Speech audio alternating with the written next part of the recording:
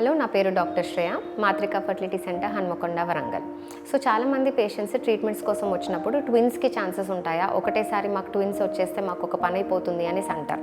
So పేషెంట్స్కి అదే explanation జరుగుతుంది కి ట్విన్స్ అనేది ఒక సైడ్ ఎఫెక్ట్, కావాలని అది గోల్ పెట్టుకొని జరగదనమాట. ట్విన్స్ ఎందుకు వద్దనుకుంటాము, ఒకటే గర్భసంచిలో ఒక బేబీ పెరగడానికి, దానికి న్యూట్రియంట్స్ అయినా రక్త ప్రసారం అయినా మంచిగా దొరికితే హెల్తీగా పెరిగి 9 నెలల నిండి పుట్టడానికి అవకాశం పెరుగుతుంది. కానీ అదే ట్విన్స్ ఉన్నాయనుకోండి, ఒకటే గర్భసంచిలో ఇద్దరూ అదే న్యూట్రియంట్స్ కోసము అదే గర్భసంచిలో పెరగడము, అదే రక్త ప్రసారంతో కాంపిటీషన్ లాగా పెరుగుతాయన్నమాట. సో బేసికలీ చిన్నగా పుట్టడము, తొందరగా పుట్టడము, కొంచెం 20-20 ట్రాన్స్ఫ్యూజన్ అంటే వేరే కాంప్లికేషన్స్ వచ్చే ఛాన్సెస్ పెరుగుతాయి. సో కావాలని ట్విన్స్ కోసం అని కోరుకొని ట్రీట్మెంట్ తీసుకోకండి, సింగిల్ హెల్తీ బేబీ కోసం ట్రీట్మెంట్స్ తీసుకోండి. ట్విన్స్ వచ్చేసేసి సైడ్ ఎఫెక్ట్ లాగా నార్మల్ ట్రీట్మెంట్స్లో అప్రాక్సిమేట్లీ 10% ఛాన్స్ ఉంటుంది, ఐవీఎఫ్లో అరౌండ్ 30% ఛాన్సెస్ ఉండొచ్చు అనమాట. బట్ యాజ్ సచ్ అదొక గోల్ లాగా ట్విన్స్ అనేసి ట్రీట్మెంట్స్ అనేసి ఏ ఫర్టిలిటీ సెంటర్ కూడా మనకి ట్రీట్మెంట్ ఇవ్వదన్నమాట.